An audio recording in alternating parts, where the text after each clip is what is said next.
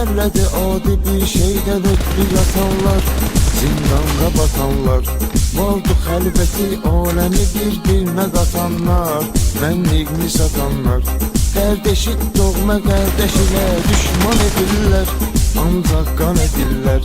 Bir söz demek olmur o saat üsyan edirlər, tez elan edirlər.